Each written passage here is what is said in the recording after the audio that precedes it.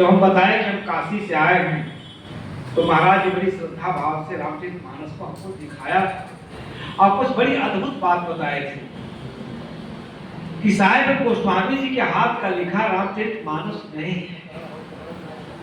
जो रामचरितमानस लिखे तो मुगल शासन था, बड़ा विद्रोह हुआ, तो ये हुआ कि नहीं उसको पकड़ करके और गंगा में फेंक दिया जाए और फूंक दिया जाए। मुगल साम्राज्य था यहाँ। तो गोस्वामी जी सावन या भादो का महीना था, उस सारे ग्रंथ को लेकर के नौका पर सोचे जमुना के उस पार चले जाए, कौशाम्बी के इस पार। तब तक राजा के सिपाही भी दौड़ पड़े। तो बताते हैं कि ये उनके हाथ न लगे कि मलिक्ष माना जाता था। तो सब जो पन्नों को क्या किए वो जमुना में फेंक दिए। शुक्ल जी मेरे से बता रहे थे जो उसका देख रेख करते, सब फेंक दिया गया, सब रामचरितमानस। एक कांड उसमें का बचा था, उसी को देख करके बाद में जो लोग रामचरितमानस जो लोग पढ़े थे, तुलसी के मुख से सुने थे, उन लोगों ने फिर वैसा ही रामचरितमानस लिखा। ये बात मैंने प्रसंग बस कही। रत्नावली के बारे में बता रहा था कि रत्नावली न होती, उसका रत्न तुल्य विचार नहीं होता, रत्न तुल्य उसका जीवन नहीं होता, तो शायद गोस्वामी जी तुलसी के पात ही रह जाते। तुलसी के पात भी नहीं हो पाते, तो उसका बहुत महत्व है, लोग पीते हैं, औषधि के रूप में लेते हैं। लेकिन जो वैराग्य भरी वाणी उसने कहा, उस वैराग्य भरी वाणी से तुलसी को अपना व्यक्तित्व बनाने में बहुत बड़ी सहायता मिली। वो सब बात आप लोग पढ़े, कोर्स में पढ़ाया जाता है। गए होंगे, सांप पकड़ के थोड़ी गए, मुर्दा पर बैठ के थोड़ी गए होंगे। वो जमाने में इसको बुरा माना जाता था, ससुराल में लोग समय से जाते थे। बहुत सारी हमने तो देखा कि पहले ससुराल में बच्चा जाता ही नहीं था, उसका बड़ा भाई जाता था और लोग जाते थे, बहुत कम जाते थे। वो एक सभ्यता का मानक था। गोस्वामी जी गए होंगे, लेकिन सांप पकड़ के थोड़ी गए, मुर्दा पकड़ के थोड़ी गए, लेकिन गए। तभी रत्नावली ने डाला, क्या कहा, अस्थि चर्म में देह को दासो ऐसी की, ऐसी जो रघुनाथ से होए भाई। तुलसी को नई दृष्टि मिली, नई आंख मिली। तो कहा जाता है एक बार गोस्वामी जी साधु वेश धारण करके चित्रकूट की तरफ कहीं जा रहे थे, तो रत्नावली बड़ी विवेकवान थी। उसने कहा कि चले देखें कि सही साधु हुआ है हमारा पति कि नकली साधु हुआ है। जैसे आजकल नकलीपन बहुत है, इसीलिए कोई प्रवचन सुनना नहीं चाहता। प्रवचन में और धर्म के क्षेत्र में इतना नकलीपन आ गया है कि हर आदमी को उससे क्या बताएं। कई लोग अच्छे लोग मिलते हैं और कहते हैं महाराज प्रवचन तो बहुत अच्छा कर रहे थे महाराज, फिर जब उनका मैंने जीवन शैली देखा, उनकी रहनी देखी, आजकल देखिए भागवत कथाकारों का पहनावा ओढ़ावा। एक मैं देख रहा था, एक महाराष्ट्र में भागवत कथावाचक है, राधा बन के साड़ी वाड़ी पहन के सिंदूर उंदूर लगा के जब चला मंच पर, तो पीछे तो उसके भगत जयकारा लगा रहे थे। कितना गिरावट आया है। पुरुष स्त्री बनकर के किस अभिष्ट की प्राप्ति करेगा, समझ में नहीं आता। इसीलिए सत्संग, कल साहब बोल रहे थे, वृद्ध हैं, अस्त्री कोट के महापुरुष हैं, बहुत उच्च कोट का संदर्श का वो व्याख्या कर रहे थे कि सत्संग में, कथा में, भागवत में क्या अंतर है। डांट पड़ी थी। उसके बाद उसने सोचा कि देखें सही का साधु हुआ हमारा पति कि नकली साधु हुआ है। रत्नावली का विवेक बड़ा तीक्ष्ण था।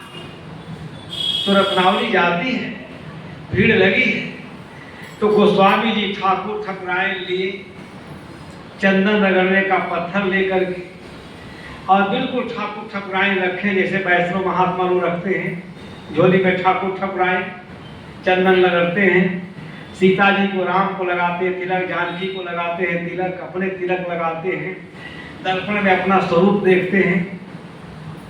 ढूंढते ढूंढते रत्नावली गई, कहीं सही का साधु है कि नकली साधु है। इसलिए आजकल इतना नकलीपन आ गया समाज में। जितने बड़े प्रवचन करता है वो प्रवचन भी इसलिए कर रहे हैं इच्छा करके वो भौतिकता का सुख भोगना चाहते हैं। इसलिए बड़ा नैतिक अधःपतन हुआ है, उसे जानना चाहिए। जाके देखी, बड़ा झल्ला गई, कई खड़िया खड़ी कपूर तक उचित न प्रिय प्रिय त्याग, आखी खड़िया मुख मेल के घी विमल बहरा। संक्षिप्त में मैं अपनी बात बताऊंगा, शाम प्रवचन होगा। हमारे कई संत कहते हैं स्वाभाविक है कि जब श्रोता हो, बैठने वाले लोग, साहब ने कहा सब है गाहक नहीं वस्तु है महंगे मूल, अब बिना दाम काम नहीं आए फिर सुदाम। ग्राहक न हो तो आप माल का वहां सौदा का बाजार लगाइए तो आप 1-2 घंटा में खुद उग जाएंगे। कोई आता है, खरीदता है, लेन देन होता है तो उसका मन लगता है। तुलसी को उसने इतना कड़ा डांटा कि खड़िया खड़ी कपूर का उचित न प्रिय प्रिय त्याग। अरे ये दूसरे देहाती भाषा में कहूं तो कहे दूसरे के औरत को बताइए ले करके पूजते हैं, टीका चंदन लगाते हैं जानकी जी को, राम को, उनसे बुरी मैं ही थी। ये क्या कर रहे हैं, कौन सा नकलीपन बताइए। पत्थर का ठाकुर ठकुराई लेकर अरे निकले वो भजन करने के लिए, तो विमल बहरा मुक्ति चाहते हो, मोक्ष चाहते हो, दुख से आत्यांतिक निवृत्ति चाहते हो। ये क्या बताओ, अपनी पत्नी छोड़ के आप दूसरे के पत्नी को लेके झोरा में घूम रहे हो, तिलक लगाते हो, श्रृंगार करते हो, पूजा करते हो। ये क्या तुम्हारा साधु होना नकलीपन है। कई ऐसा प्रसंग आया है पग कस के डांटे कि बताओ कितना घंट लोग वैष्णव लोग करते हैं। आप देखेंगे घंटों लग जाता उनका श्रृंगार पटार करने में। मेरी वैष्णव देखा, मैंने श्री वैष्णव को देखा। यहाँ मूल्य में रत्नावली का है, वो स्वामी जी का नहीं है। उनके वैराग्य को उसने धार दिया, शान चढ़ाया कि साधु है तो ठीक से हो। हमारे सदगुरु कबीर साहब इतनी कड़ी फटकार लगा रहे हैं, साधु होना चाहिए पक्का भर के खेत, कच्चा सरसों बेच के खरी है। साधु कोई ऐसी चीज थोड़े। साधु कबीर साहब कहते हैं साधु साध मुख से नहीं कहा राम राम कहो सारा पाप कट जाएगा, कहा साधु साध मुख से कहो। बहुत सारी बातें उसके विश्लेषण करने की आवश्यकता है। अंतर मन में जो पाप है, बुरे संस्कार हैं, गंदे संस्कार हैं, जिसके कारण हमारा जीवन चरित्र सब गंदा हो जाता है। और राम राम जपने से, आरती दिखाने से, राम जानकी को टीका लगाने से, श्रृंगार करने से वो अंदर का पाप, अंदर की मलिनता नहीं दूर होगी। उसके लिए तीक्ष्ण विवेक की जरूरत है, वैराग्य की जरूरत है। अनेक जन्मों का अध्यास, गंदे संस्कारों का अध्यास हमारे मन में है। इसलिए अच्छे अच्छे लोग रोज धर्म श्रवण करते हुए भी उनके ऊपर धर्म का छींटा तक नहीं पड़ता है। इसलिए आपको समझना चाहिए कि सत्संग वगैरह कितनी ऊंची चीज है। एक बच्चा है, माता पिता आजकल पढ़ा रहे हैं, करोड़ों रुपए खर्च करके डॉक्टर बनाते हैं। 1-2 रुपए नहीं, करोड़ों रुपए। और जब वो बिल्कुल तैयार हो जाता पढ़ लिख करके, तो धीरे से अपनी पत्नी का चयन करके लेके घर चला आता है। अब माता पिता के पेट में और सीना में दर्द होने लगता है। ये क्या है? क्योंकि सब कुछ उसके पास है, संस्कार नाम की विरासत नहीं, छीटा नहीं है। चाहे जितना पढ़ा लिखा है, जो पढ़ लिख करके अपने सेवा से, भक्ति से, चरित्र से, उत्तम आदर्शों से अपने माता पिता को संतुष्ट न कर सके, वो पुत्र कहलाने का अधिकारी है।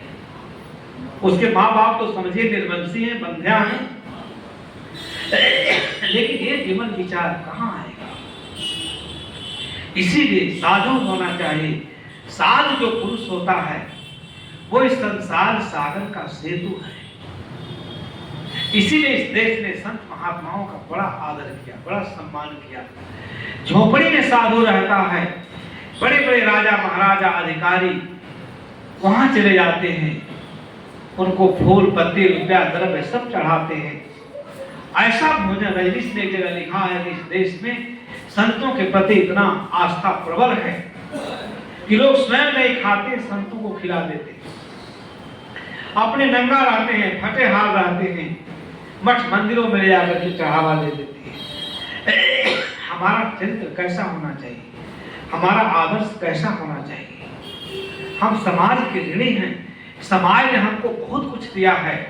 समाज हमको कपड़ा देता है, भोजन देता है, हमारे दवा का व्यवस्था करता है, हमारे मठ मंदिरों की सुरक्षा करता है। कैसा कठोर परिश्रम करके उस समाज के प्रति हमारा कोई दायित्व नहीं, कोई कर्तव्य नहीं। उस कर्तव्य का निर्वहन हम कैसे करेंगे? बंधुओं, इसीलिए तार्किक सत्संग सुनने की आवश्यकता है। जिनके विमल विवेक श्रेष्ठ महेश न कह सके, शायद ने कहा। कितनी ऊंची बात कहते हैं।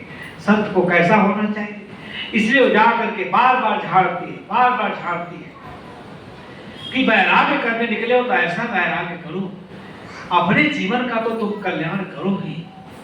तुम्हारा जीवन इतना विराट वृक्ष बन जाए, उस विराट वृक्ष के नीचे जो भी जाए उसको शीतलता प्रदान हो। इस संसार के काम भोगों के आराधना में जीवन को तहस नहस करने वाले प्राणी अगर तुम्हारे सानिध्य में जाए तो तुमको सुख मिले, सुख की प्राप्ति हो। ये सब समझने योग्य बातें हैं। इतना उसको कस के झाड़ा चित्रकूट में कि जैसे तुलसीदास को तो लगा करे हमसे अधिक विवेकवान, हमसे अधिक विदुषी ज्ञानी फिर हमारी धर्म पत्नी है। और उसी दिन से वो वैराग्य संदीपनी लिखना शुरू कर दी और उसमें केवल संत की महिमा है। क्यों संत की महिमा है? वेद शास्त्र ये सब नीति नीति गाते हैं।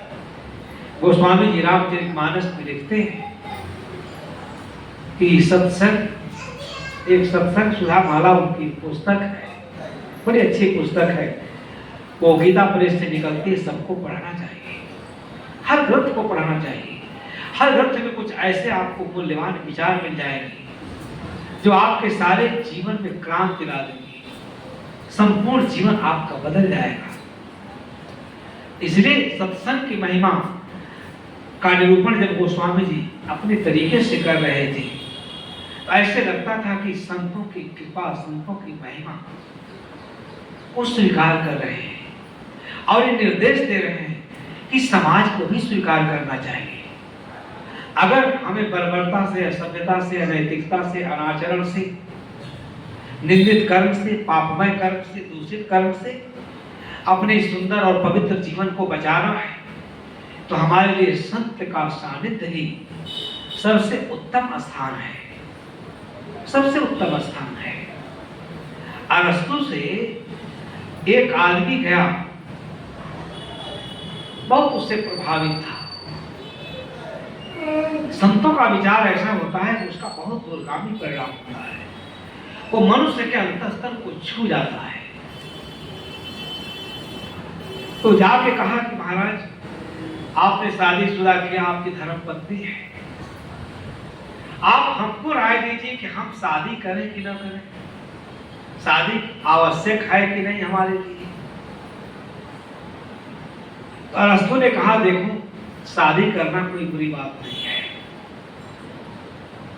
अगर सुसभ्य सुसंस्कृत जीवन संगिनी मिल गई तब तो जीवन भर सुखे सुख है।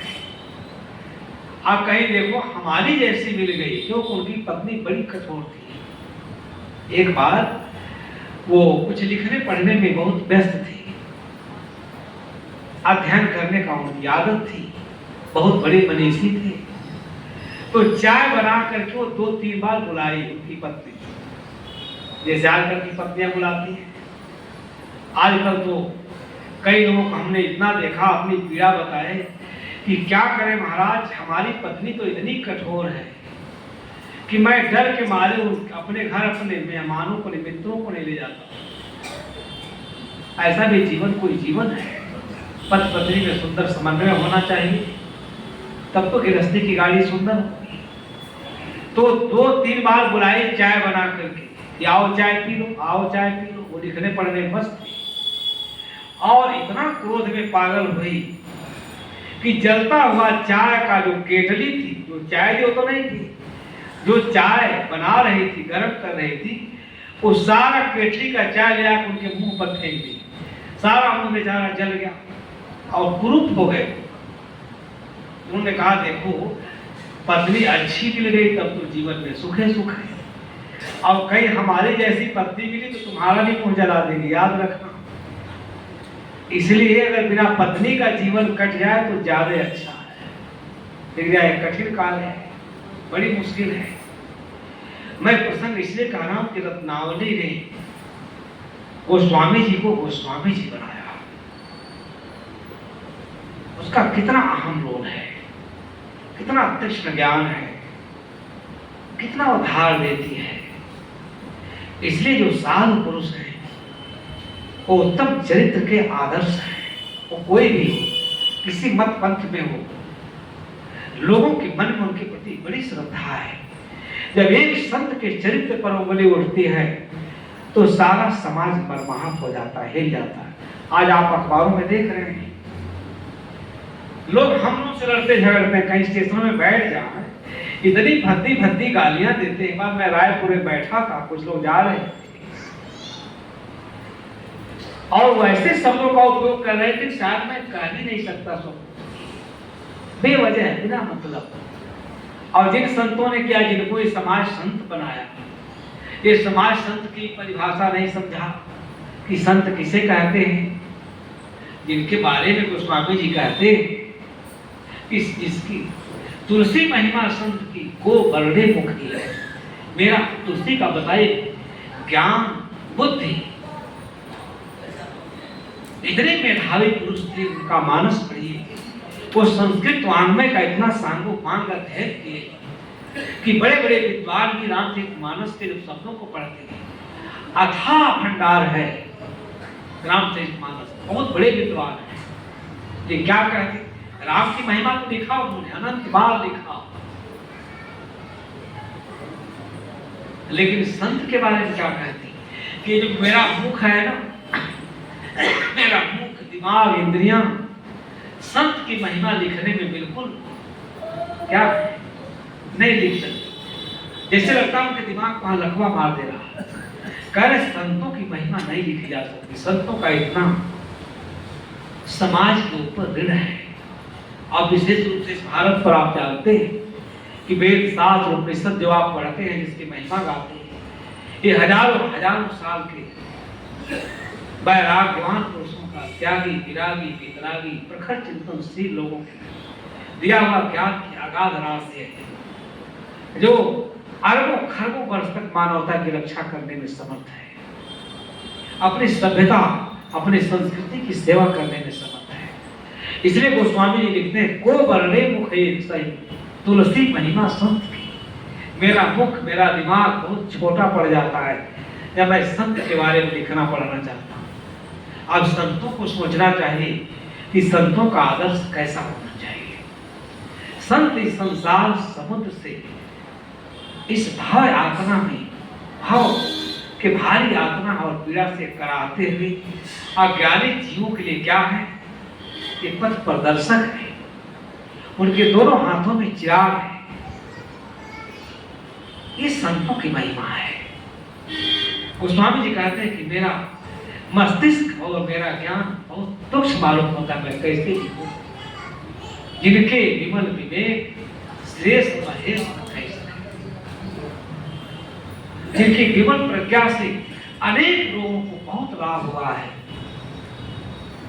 जिनके विमल ज्ञान से, जिनके जीवन दर्शन से, जीवन मूल्य से, जिनके त्याग वैराग्य से लाखों लाखों लोग जो समुद्धार करता बन गए। ऐसे संतों की महिमा कैसे लिखी जाए, नहीं लिखा जा सकता। यहाँ राम, ब्रह्म, ईश्वर सब के सब को स्वामी जी ने स्वयं तुच्छ कर दिया। स्वाभाविक है, सही भी है। हमारे जीवन में जो कुछ ज्ञान की राश मिलती है, कल साहब जी ने भी कहा, बहुत बड़ी बात कह रहे थे, थोड़ा देर सत्संग होता है, इसका लाभ आप लोगों को लेना चाहिए। संत कौन है?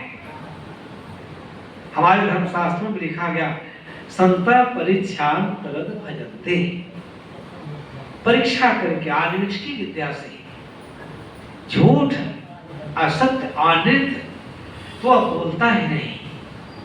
एक जगह प्रश्नोपनिषद में कथा आई है, बड़ी सुंदर कथा आई है कि लोग जाते हैं 3 जिज्ञासु प्रश्न पूछने के लिए ऋषि के पास। तो आगे की कथा तो बड़ी लंबी है, लेकिन जो सुकेशा है वो सुकेशा बहुत तार्किक प्रश्न पूछता है। इसलिए इस देश के लोगों को, युवाओं को, पढ़े लिखे लोगों को, जो अच्छे अच्छे पदों पर आसीन हैं, कार्य कर रहे हैं, उन्हें उपनिषद को पढ़ना चाहिए, समय निकाल के पढ़ना चाहिए। अद्भुत ज्ञान है, अद्वितीय ज्ञान है। सुकेशा ने पूछा कि महाराज, एक बार कौशल नरेश का पुत्र राजकुमार हिरण्यनाथ मेरे पास आया था और उसने मेरे से एक प्रश्न किया कि 16 कलाओं से युक्त पुरुष कहाँ रहता है, आप मुझे उपदेश दीजिए, ज्ञान दीजिए।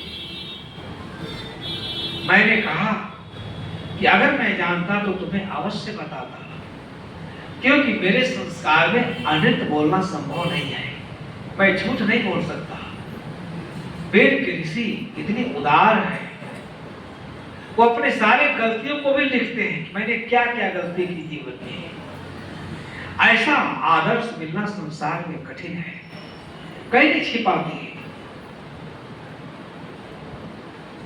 इसलिए मैं कहा कि मैं झूठ नहीं बोल सकता, मुझे नहीं ज्ञान है। इसलिए महाराज वो रथ पर बैठ करके चला गया। आप मुझे ऐसा ज्ञान दीजिए ताकि मुझे इसका ज्ञान हो। ऋषि कहता वो 16 कलाओं से युक्त पुरुष इसी देह में रहता है। भगवान श्री कृष्ण को 16 कलाओं से युक्त पुरुष कहा जाता है। ये जो विमल आत्मा है, सारे ज्ञान विज्ञान की सत्ता का जो केंद्र है, जो इस पार्थिव शरीर के अंदर निवास करती है, केवल मन और इंद्रियों का संयम न करने के कारण कर्म के द्वारा जो संस्कार बनता है, उस संस्कारों से गंदा हो जाती है। नाना प्रकार का आदमी उपक्रम करता है, झूठ बोलता है, सत्य बोलता है, निंदित कर्म करता है, पापमय कर्म करता है, क्षणिक लाभ के लिए है, उसमें कुछ नहीं। आपसे पूछा जाए आपने जीवन में इतना लाभ अर्जित किया, क्या आपके पास है? अंत में कुछ रह जाएगा, पत्नी रह जाएगी कि पुत्र रह जाएगा कि परिवार रह जाएगा, कौन रह जाएगा? सब कुछ सब। इसलिए उन्होंने कहा ये संतों का आदर्श चरित्र के बारे में बता रहा। वहां बहुत उपदेश देते हैं, कहते हैं जिस प्रकार से सूरज उगता है और उसकी किरणें निकलती हैं और पूरे संसार को आलोकित कर देती हैं, लेकिन संध्या होने को सारी किरणें उसी सूरज में फिर प्रविष्ट कर जाती है। इसी प्रकार से 16 कलाएं आत्मा प्रकाशित होती है। और फिर उस आत्मा ने नदी का उदाहरण दिया, इस प्रकार से सारी नदियां निकल करके समुद्राभिमुख हो जाती हैं। अंत में सब समुद्र में मिल करके, कोई नहीं कहता कि गंगा है, जमुना है, फलाने है, ढमाके हैं, सब लोग उसको समुद्र ही कहते हैं। इसी प्रकार से सारी चीजें इसमें आकर अंत में आत्मा में विलीन हो जाती है। इसलिए अरायुरत्नाभो कला जस्मिन् प्रतिष्ठिता तब वेद्यम पुरुषम वेद यथा माओ मृत्यु परिथा इति। उपनिषद पढ़ना चाहिए, अद्भुत ज्ञान है। जो कोई पढ़ता है वो विमुक्त हो जाता है। कि जैसे रथ के पहिए में 16 अरे लगे होते हैं, लगा रहता है। अराय रत्नाभो जला कला जस्मिन् प्रतिष्ठिता, वह 16 कलाएं इसी आत्मा में ही प्रतिष्ठित है। आत्मा जब आत्मा की जैसे जैसे महिमा बढ़ती है, वो सारे 16 कलाएं स्फुरित होकर के जगत के प्राणियों को सुख देती है। अनंत ज्ञान का कथन किया गया है। अरायुरत्नाभो कला जस्मिन् प्रतिष्ठिता, जिस प्रकार रथ के पहिए में 16 अरे लगे होते हैं, उसी प्रकार से इसमें 16 कलाएं से जो प्रतिष्ठित है, जो आत्मा जगमगा रही है, तब वेद्यम पुरुषम वेद, उसे ही जानने का हमें प्रयास करना चाहिए। इन्हें लिखा किसी ईश्वर को जानना चाहिए, अनंत ब्रह्म विश्व ब्रह्मांड के नायक की खोज करनी चाहिए, उस आत्मा को जानना चाहिए। तब वेद्यम पुरुषम वेद, पुरुषेते इति पुरुषा, जो इस शरीर के अंदर निवास करता है, जो दिव्य चेतना, अलौकिक चेतना, उसको जानना चाहिए। तब वेद्यम पुरुषम वेद यथा भावती, कहता उसको जान लेने के बाद मृत्यु भी हमें पीड़ा नहीं पहुंचा सकती। हम मृत्यु के मुख से छूट जाएंगे, जन्म मरण के प्रवाह से मुक्त हो जाएंगे। ये चीजें कहाँ विकसित होंगी, कब आएंगे आप कहता? ये साध पुरुष वही लोग हैं जिनके पावन सानिध्य में बैठ करके हम उस स्थिति को पहुंचते हैं, उस परम दशा का इसी जीवन में बोध होता है। इसलिए गोस्वामी जी कहते हैं कि गोवर्णे मुखवेग तुलसी महिमा संत की। कई संत विवेकवान संतों ने नहीं कहा थोड़े समय के लिए क्या राम भजन करना चाहिए, हरि भजन करना चाहिए। विस्तार से कहने का अपना लोग मैं स्मरण नहीं कर पाऊंगा। हरि भक्ति, गुरु भक्ति, ये दो विषय बड़े गूढ़ विषय हैं हिंदू विचारणा के, हिंदू दर्शन के। हरि भक्ति क्या है, गुरु भक्ति क्या है? गुरु भक्ति करके ही ये बड़े बड़े ऋषि मुनि तपस्वी कहलाने वाले आज भी ध्रुव प्रहलाद, किसका किसका नाम लीजिए, बीजक के सदगुरु कबीर साहब ने 12वें पद में इसकी व्याख्या की है, सत्संग की महिमा का जहां कथन है। ये कहां मिलेगा? इस स्थिति में आप कहां पहुंचेंगे? आपने इस निर्मल आत्मा को, विमल आत्मा को, सारे गंदे संस्कारों को धो करके कैसे पवित्र करेंगे?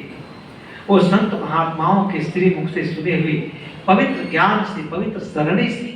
इसलिए वो स्वामी जी कहते हैं राम राम कहने से नहीं पवित्र हो सकती, थोड़े समय के लिए हमारा चित्त एकाग्र हो सकता है, पवित्र भावना आ सकती है।